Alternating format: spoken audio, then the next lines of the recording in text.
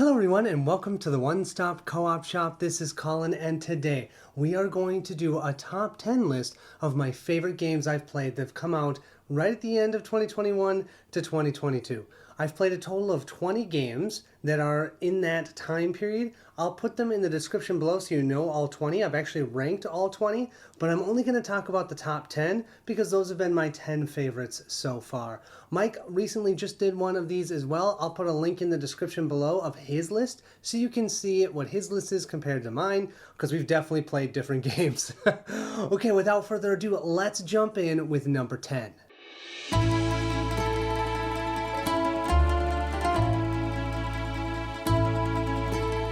Number 10 is Foundations of Rome. This game is a 1 to 5 player game. You have a cooperative variant, a solo variant as well if you get the solo expansion, as well as the regular competitive game. In this game, what you're trying to do is score the most points by placing buildings out strategically on a board, and you're trying to get benefits from the buildings around them, or heck, just gain points and coins based upon the buildings you put on the board. What's so much fun about this game, there's only 3 actions that you can take: either place a building, gain income, or buy a title card. So although there's lots of strategy on which lots you want to buy, which buildings you want to place, the rest of it and the actions that you take are super quick, so the game goes really fast. I love that. The board presence is amazing. You can see here it's way too much that's overproduced, but that's okay. I like that. Some people don't, so you just have to be okay with that. You have 2 simple tracks in the game, VP track and a population track, and that population track is really interesting in the competitive game, and in the cooperative game you just want to make sure you're equal or above that AI so you can gain those extra points and not gain negative points. I love that you have these different things to think about, and yet your decisions are nice and quick, and it makes for a very fun experience. Everyone that I've played with has enjoyed this one. I would say this game's not for you if you don't like overproduced games, and if you're looking for a very meaty experience, it can be, but most of the time I put this in the mid-range. So overall though, love this game. That is my number 10, Foundations of Rome.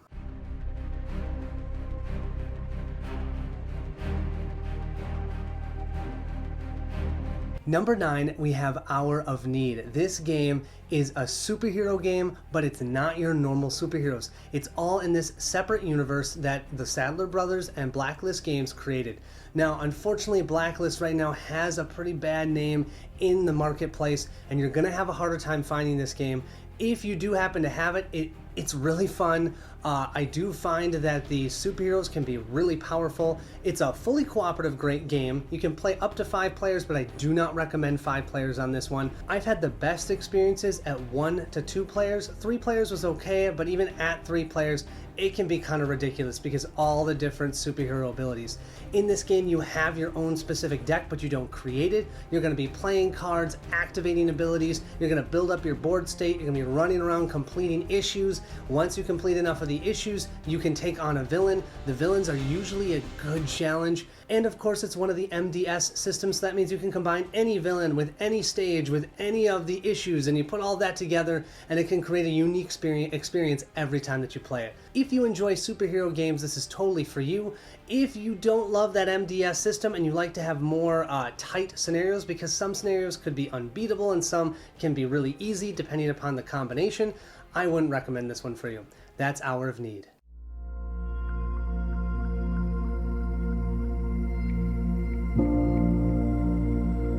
My number 8 is Planet Unknown. This is a 1 to 6 player competitive or solo game. What's so fun about this game, it's a tile laying game. Each round you're going to be drafting, but everyone drafts at the same time. It's simultaneous play. 60 to 70 minutes is the max for the game, and I love that. If you're playing solo, it can be even quicker. You've got really cool basic planets that everyone can use, or if you want to switch things up, you can flip those planets over. There's unique planets on all the different sides. I don't think they're all evenly distributed for, balancing, but who cares? The fun part is seeing what you can do on those specific planets. Not to mention, you can also choose the basic corporation, or you can do the advanced corporations. Once again, that's where things get really crazy and cool. I've played two of the games that way recently, and it's fun. It's a little overwhelming. I think my favorite way to play is just the basic on everything and just play with groups of 5 or 6 people. It works really well with that because everyone's simultaneously grabbing tiles. It's quick, it's fun. It just feels good to fill out your planet. You're moving your rovers around and collecting meteorites and life pods. Yeah, it's wonderful. Definitely a recommend if you enjoy drafting, if you enjoy relatively quick games, and I've played this with my parents and they understood it. So gamers and non-gamers can enjoy this one. That is my number 8, Planet Unknown.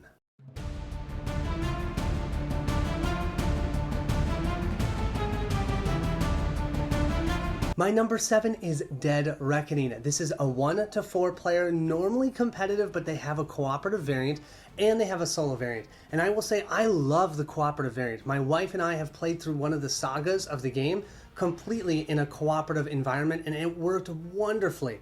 So in the game, what you are doing is you are controlling a pirate ship and you're going across the land and trying to earn as many coins as you can. At the end of the game, you're going to count up how many coins you have, compare it either to the one AI if playing solo. If playing cooperative, you'll have 2 AIs you're going against, and so you as both the players compare your coins to the coins of the AI. Whoever has the most wins. Now in this game, it's a sandbox environment. You can score coins in any way that you want. You can take out ships. You can go and plunder different islands that are controlled by other players. You can put influence on different islands. That will score you coins at the end of the game. You can level up your cards, and sometimes your cards can give you victory points. And I will say the card system, it is card drafting, one of my favorites. I wish there were more games with card drafting because you only have 12 cards that you start with in the game, and you will end with only 12 cards. But instead of gaining new cards to your deck, you're going to slide these things into your deck, and you're going to have each of your basic cards become stronger and better. And all of a sudden, your Buccaneer, who could only put 1 influence down, can put 3 influence down. You can have a combat. You could, do something else. Who knows? There's lots of different things that you can do. I love how they do that. This is for you if you're looking for a sandbox pirate game. I will say there's less combat or less focus on combat than what maybe some people are looking for, but for me that was perfect. I don't need the combat. I needed the enjoyment of being a pirate and collecting resources and having some fun combat, but you don't always have to have combat. If you're looking for a campaign as well, there's 2 saga boxes that you can get, and I really like how they do them. You just slot these cards into those sections of cards that you can draft, and if you draft one of them, you might be able to keep it for the rest of the campaign. You don't know. It's so cool. I love how that works. Now, this isn't for you if you don't love longer games. The game is longer, and it's really hard to tell who's winning while you're playing because you can't see how many coins you have, especially because the islands, they can sway a lot for coins at the end of the game. So just be ready for that. But overall, I love it. That's Dead Reckoning. I actually just backed Saga 3. Excited for when that comes.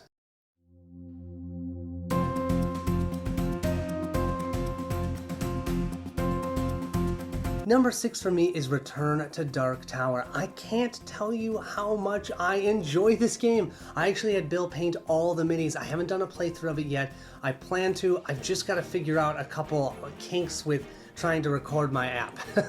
But this is an app-based game. You have to be okay with that. There's a lot of nostalgia here if you played the old Return to Dark Tower from the 1980s. I don't have any of that, and yet I still love the game. I love the battle system. So you're going into battle against these foes, you have to pick random cards, and you don't know what you need to be able to defeat them. But as you go through, you can use advantages and actually make those cards better for yourself. It's so cool. You're always going against a boss, and this is another modular game, so you can have a boss with a scenario with different heroes, and you get a fully different experience every time. The tower looks awesome on the table. Everyone that sees that loves it. I can't recommend enough getting a Lazy Susan though. You can see I'm spinning one right now. It is so nice to have that because it is hard to see the whole board. So that lets you see everything. As you can see, those minis look amazing, especially if you get them painted. If you're interested in getting yours painted, I'll put Bill's information in the description. You can reach out to him. He does phenomenal work. Now, I would not recommend this game for you if you're not looking for a longer game. The game is a little bit longer, and it is a little bit lighter. So I can play this with my 8-year-old, even my 6-year-old. My 8-year-old can last the whole time, but my 6-year-old, usually by 2/3 of the game being done, he's done. It's just a little too long. So just be wary of that. Otherwise, it's a great game. That's my number 6, Return to Dark Tower.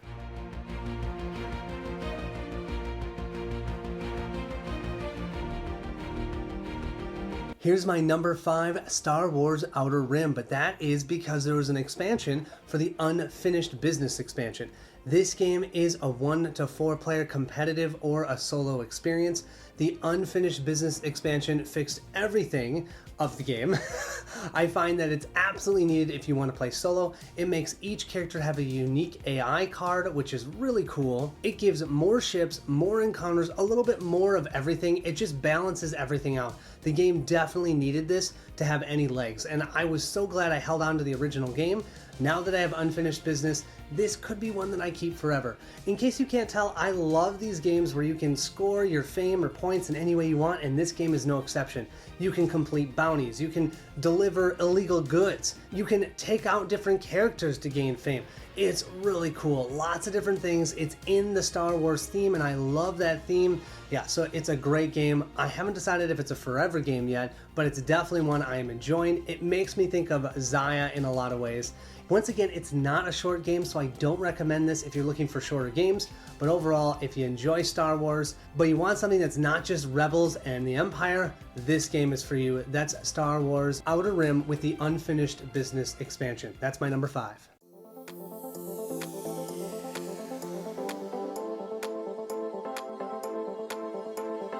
My number 4 is Star of Ikarios. This is a cooperative 1 to 4 player game.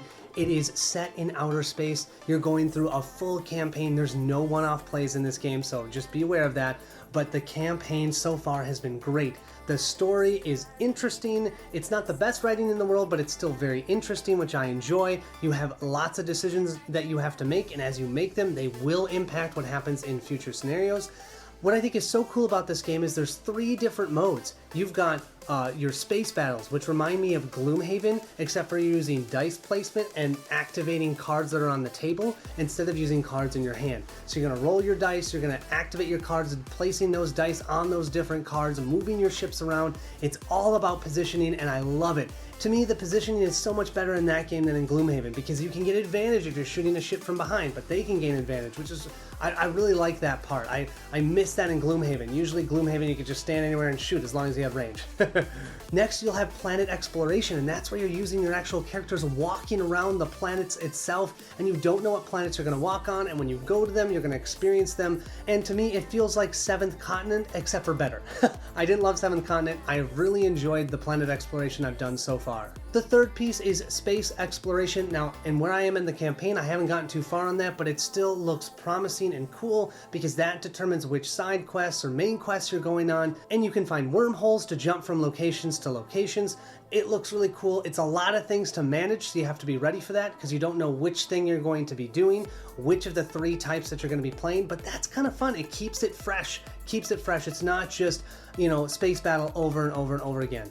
I do not recommend this if you are not in for a long campaign, though. There are a ton of scenarios, and I felt like the prelude was way too long. It needed to be 2 scenarios and then get you into Act 1. Because that prelude is so long, I was wondering if we were ever going to get to Act 1. So just be ready for a longer campaign if you're interested in this one. That is Star of Ikarios.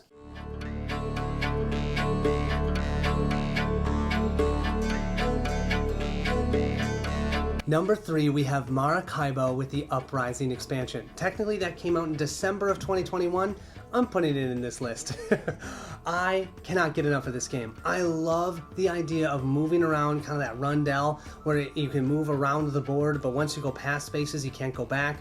And then whoever gets to the end first, everyone else gets one more turn, and then you reset and re-go. So normally this game is competitive 1 to 4 player, but Uprising has a cooperative scenario, as well as the whole game itself. Both the basic game and the expansion allow for solo play, and there's campaigns that you can do for solo play or competitive, which is cool. The theme of the game is about colonizing, so just beware if that's going to bother you. You might not want to pick this one up, but I will say the cooperative scenario, you're actually working with the natives of the land, trying to push off England, France, and Spain from those areas. But if you want to play the basic regular game, you are going to be helping those factions colonize the different areas. What makes this game so great are the cards in the game.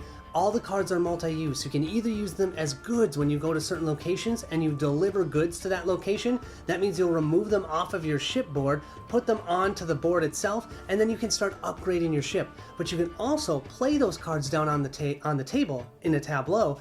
First of all, they give you points at the end of the game, but then they'll give you unique abilities. Or they could be assistants that you'll place out on the board, and when you end in those spaces, when you move, you can then activate them for really cool abilities. There's also an exploration track along the board, and so you're also trying to explore all this different areas, gaining points, gaining different things there. You can jump over other players. It's really, really interesting. Lots to think about on each turn. Do I want to be the first one down on the rondel? Do I not? How far do I want to go? Which things do I want to activate? Someone's already there, so I can't do that specific action. Oh, it is really cool. This game's not for you though if you don't like the theme, or if you're not okay with a longer game. Once again, it's a longer game. However, if you enjoy Alexander Pfister's design, especially of Great Western Trail, you're gonna love this one. It's a high recommend from me. Even for just playing cooperative and solo, I think it's worth it. That is Maracaibo with the Uprising expansion.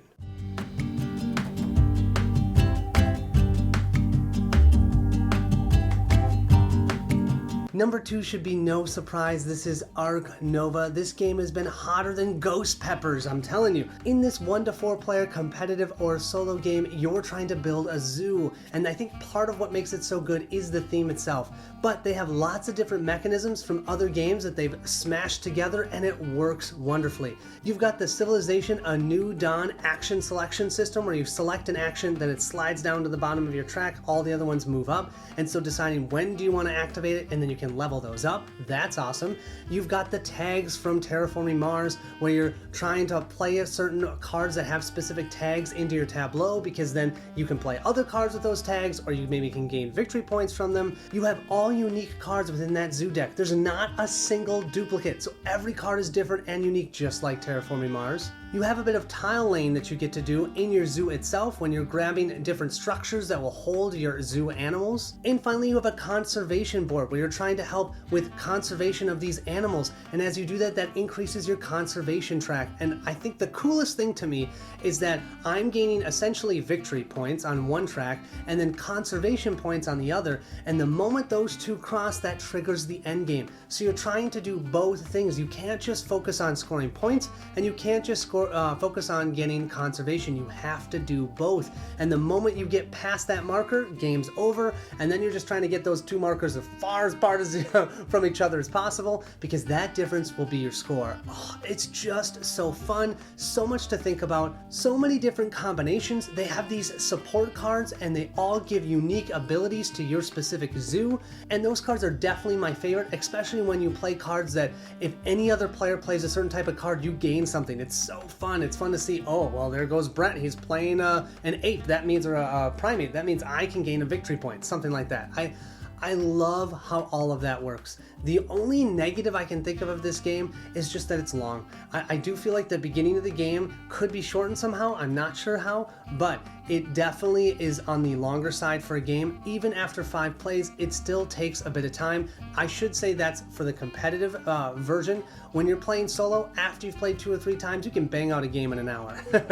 Also, for the solo game, right now, there's no player you play against. There is a fan-made variant, Arno, and I'm hoping to show that on the channel. So there you have it. That's my number 2, Ark Nova. Can't recommend it enough if you enjoy engine building and card drafting. Just be wary that in a competitive game, it takes a bit of time to play. That's my number 2. Let's move to number 1.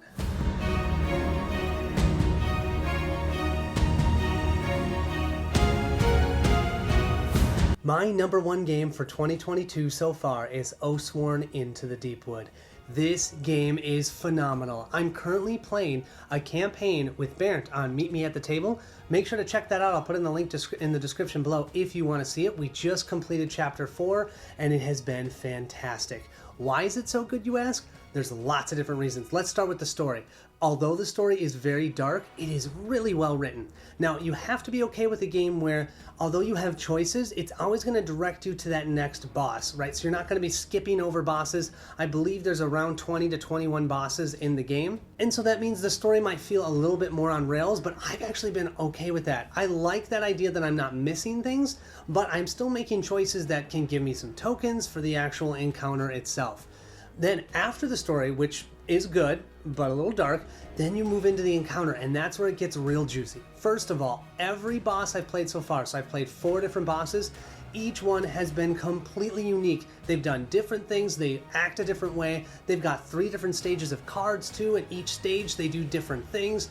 Oh, it's amazing! Now, I am showing you right now just encounter 1. That's not a spoiler because they have that even on the box. I will not spoil anything else for you, so don't worry about that.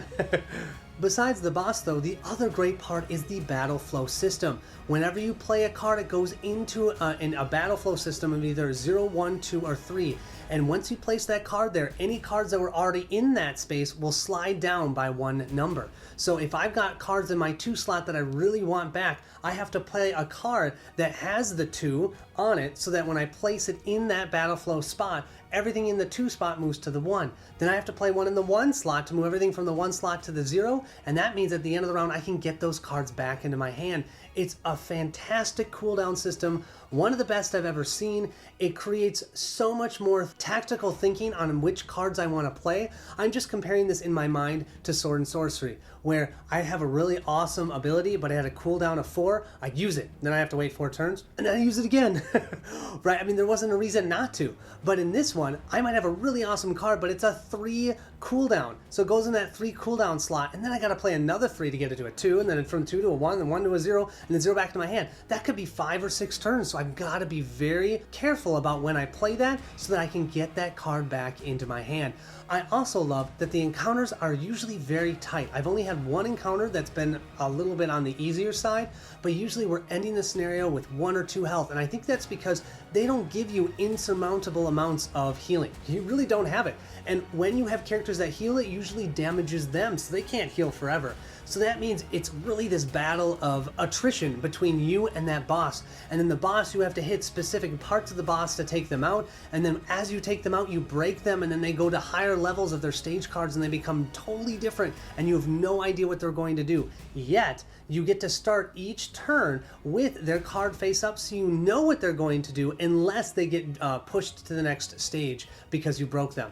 I love that because then you can be tactical and plan, see who's going to get attacked by that boss. Not to mention, the miniatures look great. Look at this boss miniature. This rat looks fantastic, and then these different heroes, oh, they're so cool. And what's great is you can actually swap out heroes. They give you a way to do that so you're not stuck with the same Oathsworn the whole game. The final piece that I love so much about this game is how you resolve your cards. You're going to look at whatever your might level is. That's going to tell you what type of cards or dice that you can roll or flip. And then you can choose as many white cards as you want. So if you're looking for a big attack, you can go for 6 or 7 cards. But if you flip over 2 blanks, it's a total miss. However, when you totally miss, you will get any tokens back that you used, plus you gain 1 token of any type. That's phenomenal. Why don't more games do that? When you miss, they usually penalize you. Why? Giving us that benefit is fantastic because it means you'll take that risk and do it, and if you fail, you still get stuff back, but you still don't do the damage, so it's not like it's overpowered for you because then you're probably going to get hammered by the boss. The biggest reason I can see this game not being for you is the story. The story is very dark, so you have to be okay with the dark story. Other than that, I have a hard time not recommending this game to anyone who loves fighting bosses, doing a dungeon crawler-ish type of thing, and it just looks so phenomenal on the table. That's my number 1, Oathsworn Into the Deepwood. So there you have it. That is my top 10 2022 games. Hope you enjoyed it. Let me know what you've been enjoying in 2022. And as always, thank you so much for watching our channel, and I'll catch you at the next stop.